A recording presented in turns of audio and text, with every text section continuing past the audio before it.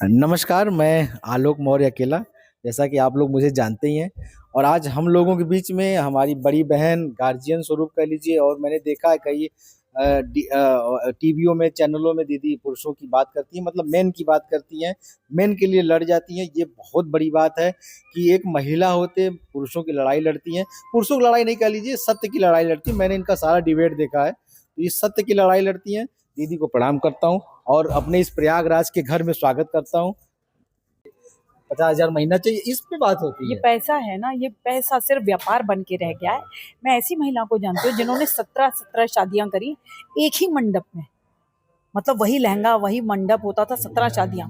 एक लड़की है नोएडा की जिसने 35 शादियां करी। ये 17 शादी करने वाली ने मुंबई में एक पूरा घर ले लिया। आप सोचिए, मुंबई में हम और आप सपना भी नहीं देख सकते, वहां पे उन्होंने घर ले लिया क्योंकि एक शादी छोड़ी, पैसा ऐठा, दूसरी की, तीसरी की, 17 शादियां, 35 शादियां, इतनी शादियां लड़कियों के लिए इसको व्यापार बना के रख लिया। ये व्यापार नहीं है, ये धंधा नहीं है।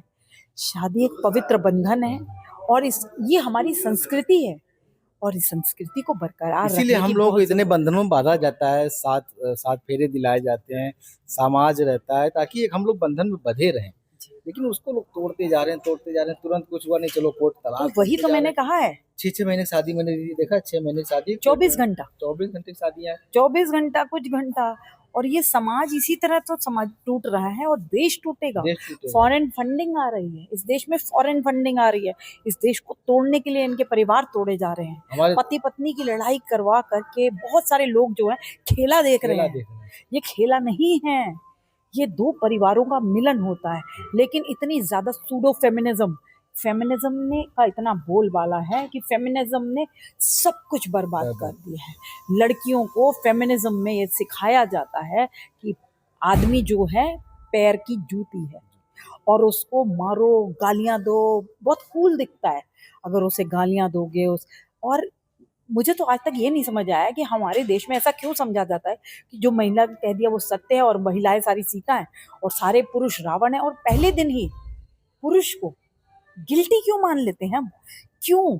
कहाँ पे साबित हो गया? कोर्ट में कुछ साबित ही नहीं होता, उससे पहले ही इतना छीछा लेदर कर देते हैं, इतना जालिम बना के पेश करते हैं जैसे कि सिर्फ और सिर्फ उसी का कसूर है। और मर्द क्या है? सिर्फ एटीएम मशीन और स्पर्म डोनर, उससे ऊपर कुछ नहीं है। बच्चा पैदा करने की मशीन और उसके बाद बच्चे को लेके भाग जाएगी। 2-2 महीने के बच्चों को लेके भाग गई, तरस गए नाना नानी, हाँ, ये तो दादा दादी तरस गए, आईसीयू में भर्ती हो गए। दादा दादी छोड़िए, पिता पिता, पिता रोता है, तड़पता है। मैं तो कह ही रही हूँ कि पिता को तो देखने को नहीं अच्छा, मिलता हमने ये चेहरा। चीज हमेशा दिखा दी थी जब ठीक और है, बच्चों को टूल की तरह पति यूज पत्नियों किया, को में झगड़ा तो सब में होता है लगभग, लेकिन बच्चों को टूल की तरह बच्चों तो को नहीं नहीं यूज यूज कराना करना चाहिए, चाहिए। नहीं चाहिए। और ऐसे बोलती हैं कोर्ट में कि लड़के को कि पहले 1 लाख रुपए दो, तब बात फिर बच्चा कराएंगे। दिखाएंगे। हाँ जी। क्यों भाई? ये बच्चा तुम अपने घर से खान लेके आई थी उठा नहीं, करके? ये बच्चा तुम दोनों के प्यार की प्यार निशानी है, तो तुम अपने घर से तो लाई नहीं थी, तो ये तुम्हारा कैसे, उसका क्यों नहीं है? इसलिए मैं हमेशा कहती हूँ शेयर्ड पेरेंटिंग भारत में अब समय आ गया है।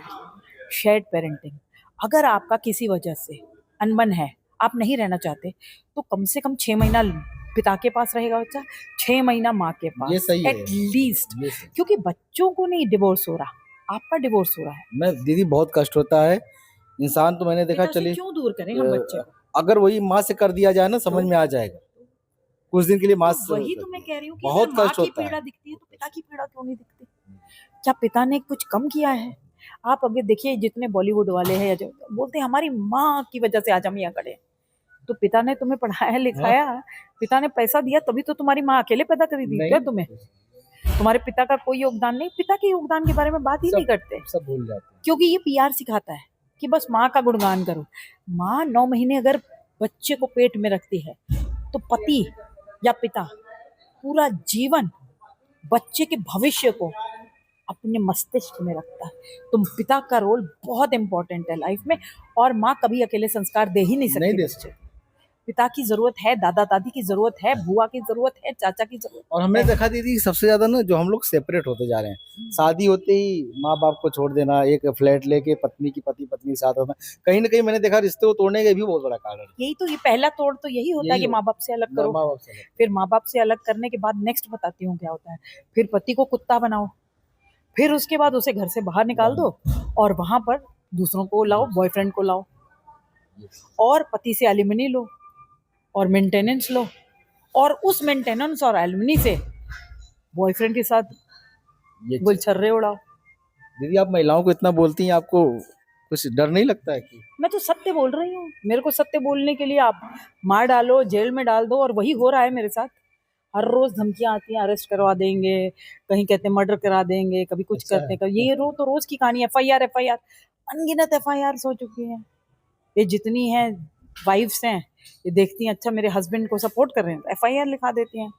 तो करते रहिए, जेल में डाल दीजिए, लेकिन मेरे एक कण कण, मेरे इस आत्मा का भी कण कण यही बोलेगा, नाइंसाफी के अगेंस्ट बोलूंगी और सच बोलूंगी।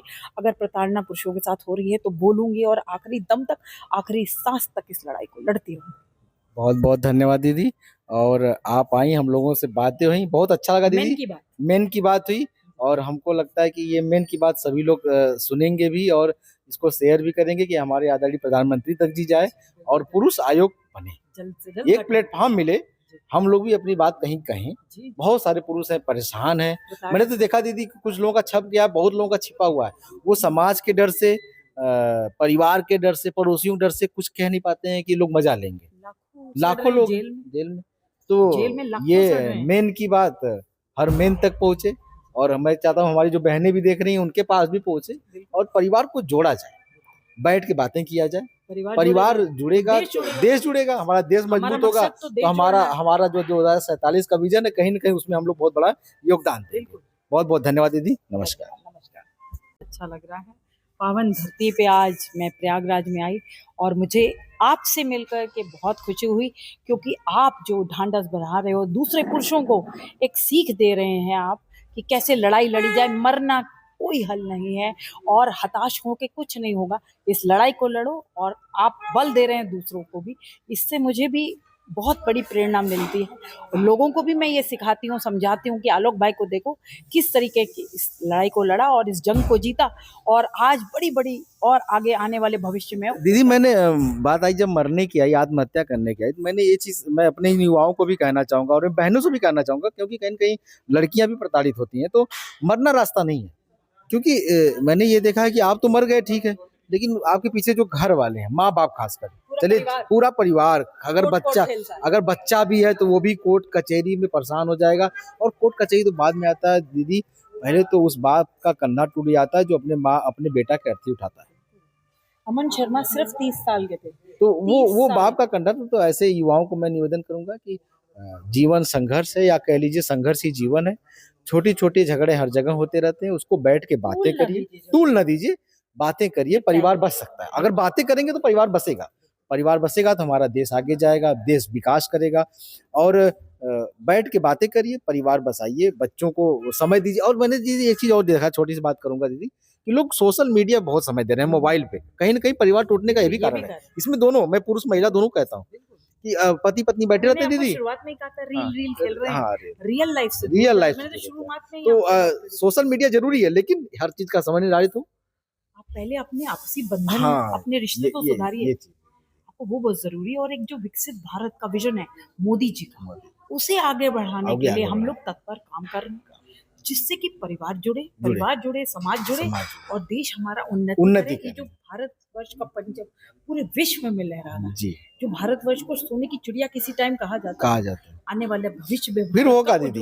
हम लोग ऐसे काम करेंगे तो होगा। प्रधानमंत्री जी से मुलाकात भी करी। अरे बहुत बहुत धन्यवाद। देखिए हमारी दीदी ने प्रधानमंत्री जी से मुलाकात भी करी है, और मेन की बात भी उनसे की है, पुरुष आयोग के लिए भी दीदी ने रखा है।